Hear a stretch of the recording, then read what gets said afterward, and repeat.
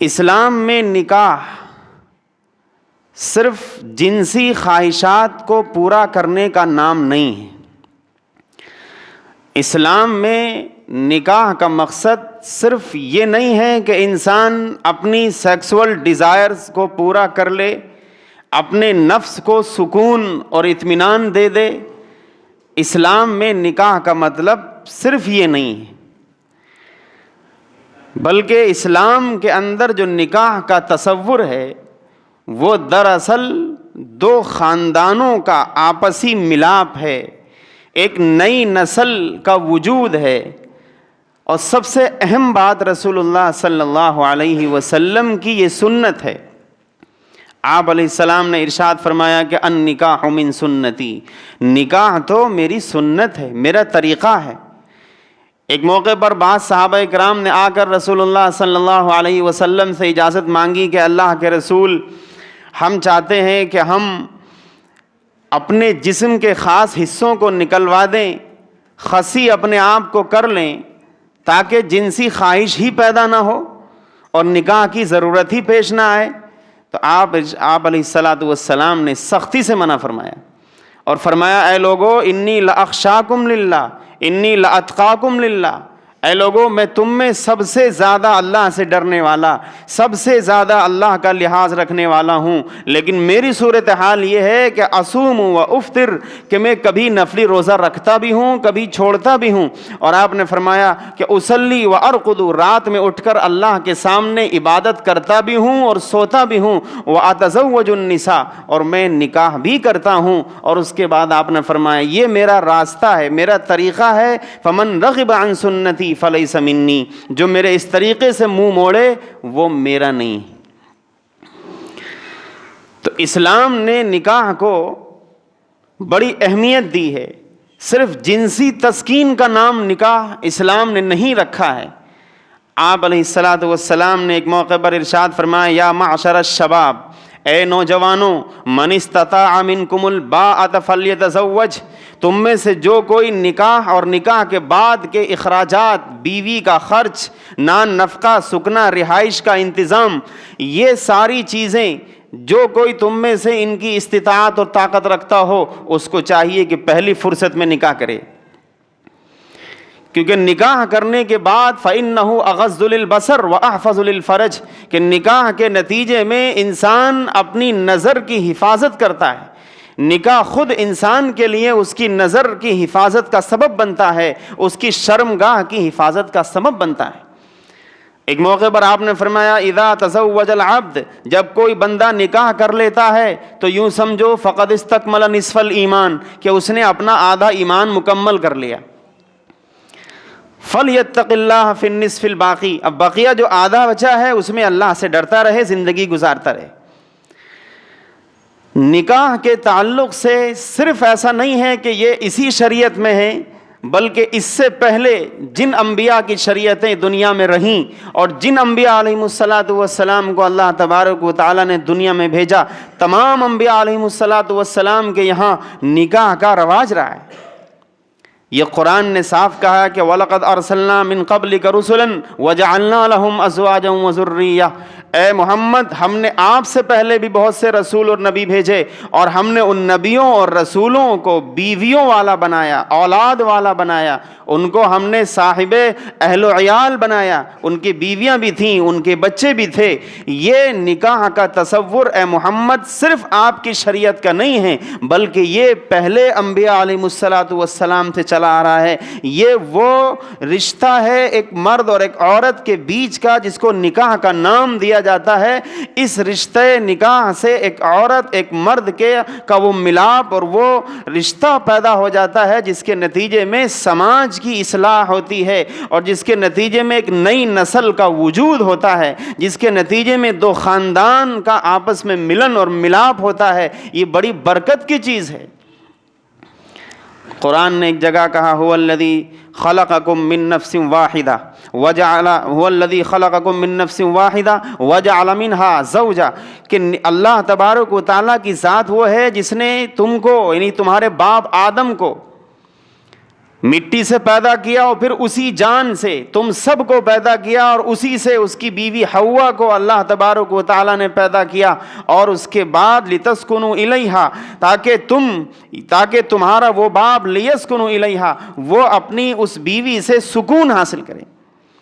لہذا تم بھی مسلمانوں لتسکنوا الیہا وجعل بینکم مودۃ ورحمہ، نکاح کے ذریعے اپنی بیویوں سے سکون، دل کا سکون، ذہن کا سکون، جسمانی سکون، ہر طرح کا سکون اور راحت تمہیں میسر ہو، اور تمہارے درمیان آپس میں محبت اور انسیت پیدا ہو، اور اس کے نتیجے میں ایک نئی نسل کی ابتدا ہو۔ یہ وہ اسلام کا تصور نکاح ہے جس کے بارے میں نے بتایا کہ یہ آج کل اس کا سیزن ہے، تو کچھ ایسی اہم باتیں جو خاص طور پر نکاح سے متعلق ہیں وہ ہم سب اس کو سمجھ لیں۔ ہم لوگوں نے تو شادی بیاہ کا مطلب یہ سمجھ لیا ہے کہ بس کہیں سے کارڈ آ جائے، بس 2 دن پہلے سے کھانا پینا بند، کہ اب تو وہیں کھائیں گے۔ اس کا مطلب نہیں ہے نکاح، یہ نکاح نہیں ہے، یہ شادی نہیں ہے، یہ کوئی ولیمہ نہیں ہے، یہ تو ایک اپنی پیٹ کی آگ کو بجھانے کا ایک بہترین ذریعہ مل گیا ہے، بس کسی نے کہہ دیا بس اڑا دو جا کے۔ اسلام میں جن چیزوں کی کو خاص طور پر اہمیت دی گئی ہے نکاح کے تعلق سے، وہ بنیادی چیزیں، پہلی چیز نکاح میں ہوتی ہے ایجاب و قبول، یعنی 2 فریق، لڑکا اور لڑکی، یہ 2 جو نکاح کے بندھن میں بندھنے کے لیے جا رہے ہیں، ان کی طرف سے کوئی ایک پہل کرے، مثلا لڑکے والا یا لڑکا خود پہل کرے کہ میں نکاح کا خواہش مند ہوں، میں نے فلاں لڑکی کو نکاح کا پیغام دیا ہے، میں اس سے نکاح کرنا چاہتا ہوں، اس کو میں نے اپنے نکاح میں قبول کر لیا ہے۔ ادھر سے لڑکی وہ اجازت دے، وہ کہے کہ ٹھیک ہے، آپ نے جو نکاح کا پیغام دیا، میں نے آپ کے نکاح کے پیغام کو قبول کر لیا۔ یہ ہے ایجاب اور قبول، ایک طرف سے پیشکش نکاح کی اور دوسری طرف سے رضامندی کے ساتھ اس کو قبول کرنا، یہ ایجاب و قبول لڑکا لڑکی کی طرف سے، یہ بنیادی شرط ہے۔ اگر یہ رضامندی نہ ہو، لڑکا راضی نہ ہو، لڑکی راضی نہ ہو، یا کوئی ایک راضی نہ ہو، تو بغیر رضامندی کے نکاح کسی صورت بھی نہیں ہو سکتا، چاہے پورا سماج مل کر کے نکاح پڑھا دے۔ رضامندی اور اجازت یہ بنیادی شرط ہے، ایجاب و قبول یہ بنیادی شرط ہے نکاح کی۔ اور اس کے بعد 2 گواہوں کا کم از کم ہونا شرط ہے، یہ 2 گواہ نکاح کے وقت موجود رہیں کہ ہاں ہمارے سامنے فلاں لڑکی جو فلاں کی بیٹی ہے، اس کی طرف سے نکاح کی پیشکش ہے، وہ نکاح کرنے پر راضی ہے، اس نے اجازت دی ہے۔ اسی طرح فلاں لڑکا فلاں کا لڑکا یہ اس لڑکی سے نکاح قبول کرنے پر راضی ہے، دونوں کی رضامندی ہے۔ ان دونوں کی رضامندی کی بنیاد پر اس نکاح کو کیا جا رہا ہے۔ یہ 2 گواہوں کا ہونا یہ بنیادی شرط ہے نکاح کی۔ اسی طریقے سے ولی کا ہونا خاص طور پر لڑکی کے لیے، لڑکی خود بھی اپنا نکاح کر سکتی ہے، خود بھی اپنی طرف سے ایجاب اور پیشکش کر سکتی ہے، لیکن لڑکی کے لیے مناسب نہیں ہوتا ہے۔ اس لیے آپ علیہ الصلوۃ والسلام نے خاص طور پر یہ بات کہہ دی، لا نکاح الا بولی، کہ ولی اور ذمہ دار کی اجازت کے بغیر نکاح نہیں ہوگا۔ اجازت تو لڑکی ہی دے گی، لیکن ایک سرپرست لڑکی کا ایک ایسا ہونا چاہیے جو جا کے لڑکے یا لڑکے والوں سے بات کرے۔ اس سے بہت ساری حکمتیں اور مصلحتیں جڑی ہوئی ہیں۔ اس بنیاد پر ایک ولی، ایک ذمہ دار کا ہونا وہ بھی ضروری ہے کہ وہ ذمہ دار لڑکی کی طرف سے خاص طور پر ہو، لڑکے کی طرف سے بھی ہو، اور یہ لوگ آپس میں مل کر کے بات چیت کو چلائیں اور اس رشتے کو انجام تک پہنچائیں۔ اسی طرح ایک بنیادی شرط ہے نکاح میں، وہ ہے مہر کا مسئلہ، کہ جب لڑکی راضی ادھر لڑکا راضی، دونوں راضی ہیں نکاح کرنے پر، 2 گواہوں کی موجودگی بھی یہاں پر ہے، 2 گواہ بھی موجود ہیں، لڑکی اور لڑکا دونوں راضی ہیں۔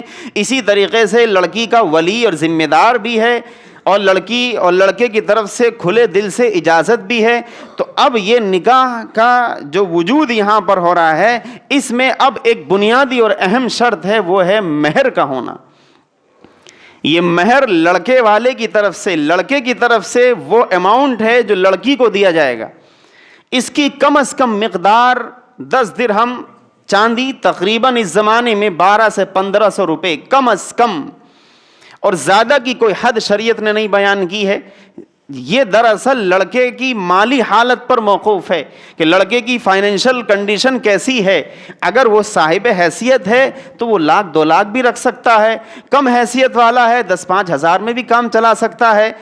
یہ اس کی فائنینشل کنڈیشن کے اوپر موقوف ہے کہ وہ جیسی اس کی حالت ہوگی ویسا مہر اس کی طرف سے طے کر دیا جائے، اور یہ مہر لڑکے کو دینا ہی پڑے گا۔ یہ لڑکی کا وہ بنیادی حق ہے کہ اس کے بغیر اگر نکاح ہوا تو نکاح فاسد اور خراب رہے گا، نکاح میں بہت سی خرابی آ جائیں گی، نکاح نہیں ہوگا۔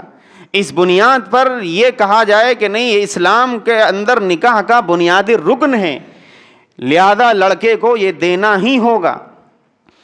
اب اس کو دینے میں فوراً دیا جائے بہتر ہے، اور کچھ تاخیر بھی اگر ہو جائے تو اس کی بھی گنجائش ہے، لیکن اتنی تاخیر کہ مر گئے، نکاح ہی نہیں، مہر ہی نہیں ادا کیا، ابا نے بھی نہیں کیا، دادا نے بھی نہیں کیا، پردادا بھی نہیں کیا، تو یہ تو بڑی گھناؤنی حرکت ہے کہ ایک لڑکی کا جو جائز حق بنتا ہے وہ آپ نے ادا نہیں کیا، اور لڑکی کے باپ سے آپ نے کیا کیا لے لیا۔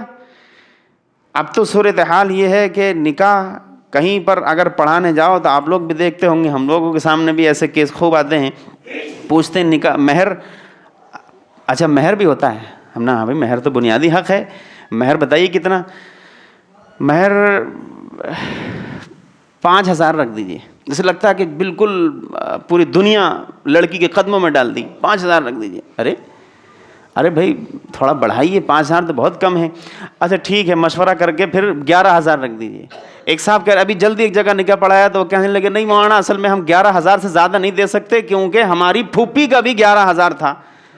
ہم نے بھائی آپ کی پھوپھی کا نکاح 1947 میں ہوا ہے اور آپ کا نکاح 2023 میں ہوا ہے، تو اس زمانے کا جب پھوپھی کا جب نکاح ہوا ہے اس دور میں 11,000 کی جو حیثیت تھی وہی حیثیت لگا کہ اب ہم سے بتائیے ہم لکھ دیں اس کو، تو جیسا لگتا ہے جان نکل جائے گی۔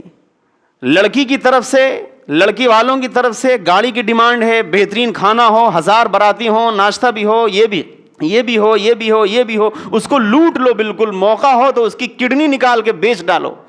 لیکن لڑکی کو جب مہر دینے کی باری آئے تو سانپ سونگ جاتا ہے، بڑے بڑے اچھے لوگوں کی اور بڑے بڑے دیندار لوگوں کی منہ پر سیاہی آ جاتی ہے مہر کا نام سن کے۔ یہ تو بنیادی حق ہے۔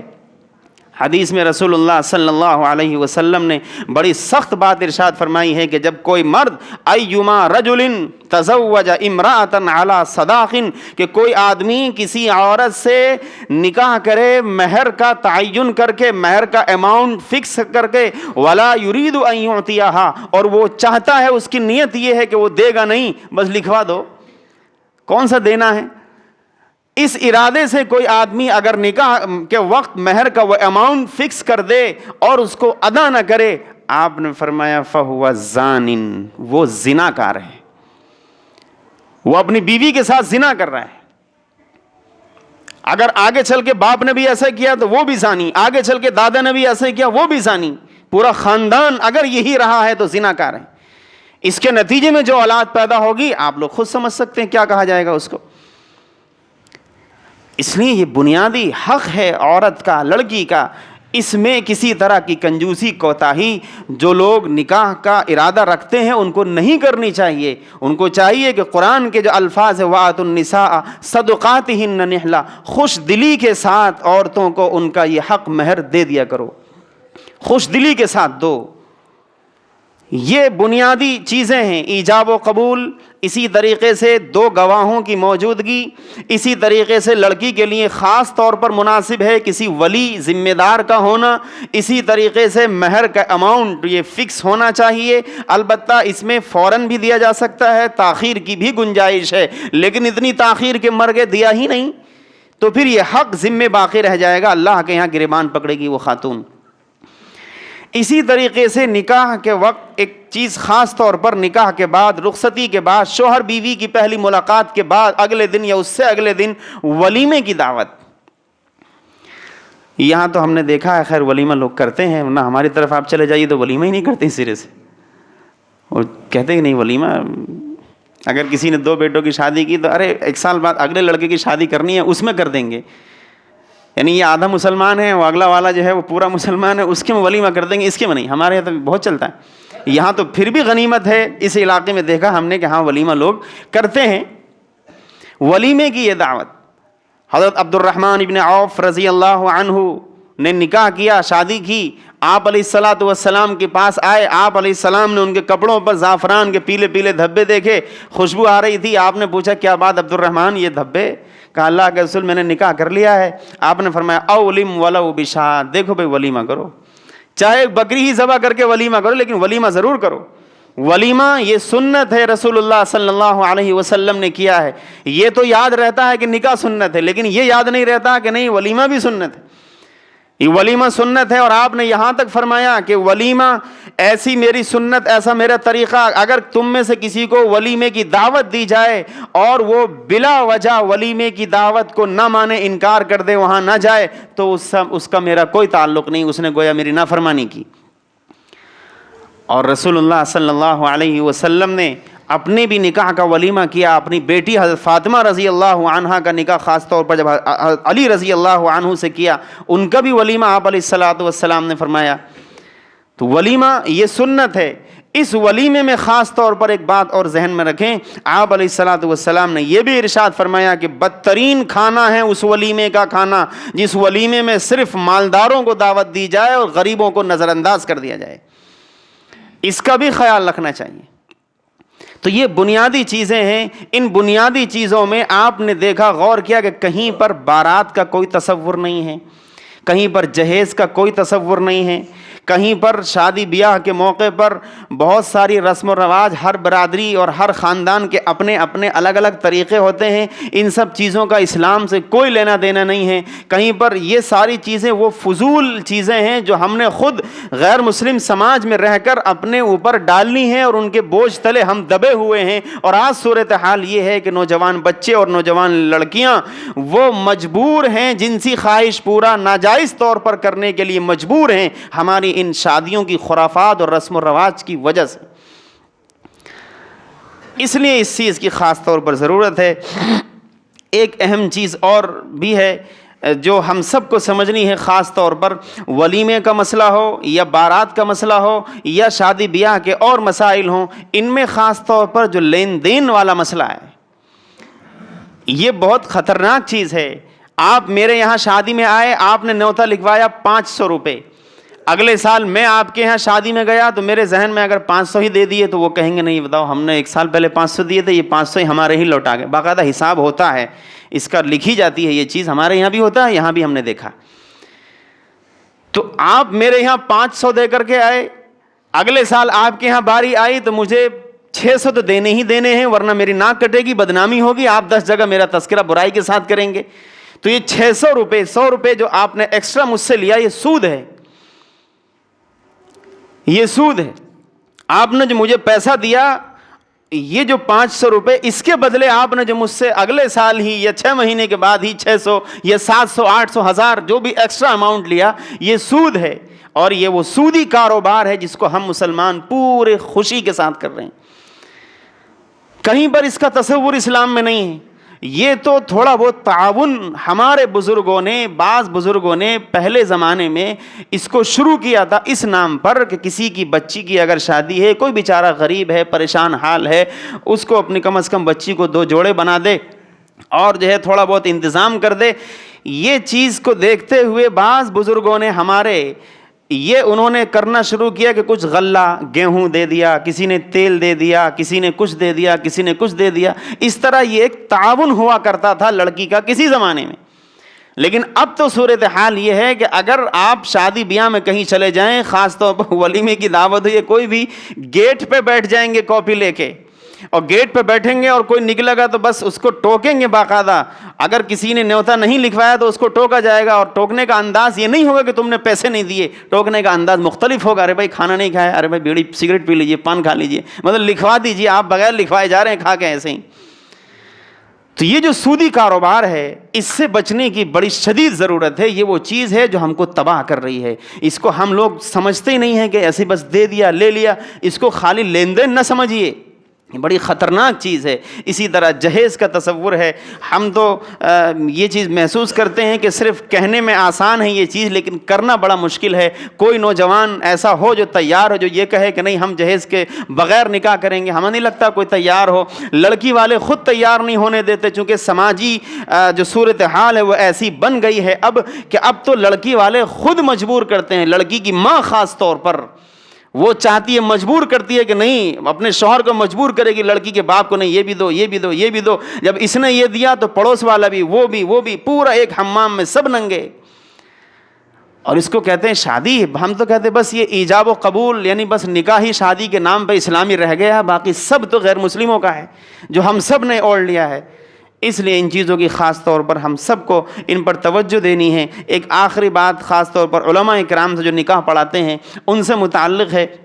ایک چیز جو ایک رسم بن گئی ہے کہ لڑکے سے نکاح ہم نے قبول کرایا، مثلا نام بتایا فلاں لڑکی فلاں کی بیٹی، ان دو گواہوں کی موجودگی میں اتنے مہر کے ساتھ آپ کے نکاح میں دیا کہ آپ نے اس کو قبول کیا، اس نے کہا جی میں نے قبول کر لیا۔ یہی بات جا کے مولانا کے اوپر لادی جاتی ہے کہ آپ لڑکی سے بھی جا کے یہی بات کہیے۔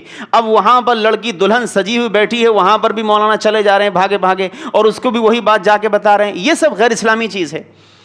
لڑکی دلہن بن کے آئی ہے تو اس کا مطلب اجازت ہے اس کی طرف سے۔ لڑکی کا باپ، اس کا بھائی، اس کا ماموں، اس کا چچا جو محرم رشتہ دار ہیں وہ پہلے ہی سے اجازت لے کے بیٹا فلاں لڑکے سے، اور یہ گواہ ہیں اتنے مہر پر تمہارا نکاح فلاں سے کیا جا رہا، تمہیں قبول ہے؟ اس نے اگر ان کے سامنے کہا جی مجھے قبول ہے، بات ختم ہو گئی۔ وہ آ کے نیچے بتا دیا اس نے، اور یہاں آ کے وہ قبولیت ختم ہو گئی بات۔ ایک جگہ نکاح پڑھانے گئے تو وہاں تو باقاعدہ لڑکی نے شرط رکھ دی کہ نہیں مولانا یہاں آئیں میرے پاس اور آ کے مجھ سے یہ قبولیت کروائیں، اور ہم جس وقت قبولیت کرائیں گے تو ہم سیلفی لیں گے ان کے ساتھ۔ یہ میرے ساتھ خود ہوا۔ یہ شرم کی بات ہے، یہ تو ڈوب مرنے کی بات ہے۔ آپ بالکل شریعت کا مذاق بنا رہے ہیں۔ یہ کون سا اسلام ہے، کون سا دین ہے جس کے آپ دعوے دار ہیں؟ یہ بھی کوئی دین ہے؟ یہ تو وہ گھناؤنی حرکتیں ہیں جو غیر مسلم غیر قومیں نہیں کرتی، جو آپ کرنے پر بالکل بھاگے چلے جا رہے ہیں۔ یہ ہرگز اسلام نہیں۔ آپ علیہ الصلوۃ والسلام نے نکاح کا جو پیارا طریقہ تصور ہے وہ آپ نے بالکل کھول کے بیان فرما دیا۔ قرآن کریم میں اس کے تعلق سے ہدایات موجود۔ آپ نے ارشاد فرمایا من رغب عن سنتی فلیس منی، یہ ہے میرا طریقہ، جو اس طریقے سے منہ موڑے، اس طریقے پر نہ چلے، اس کا میرا کوئی تعلق نہیں۔ اللہ تبارک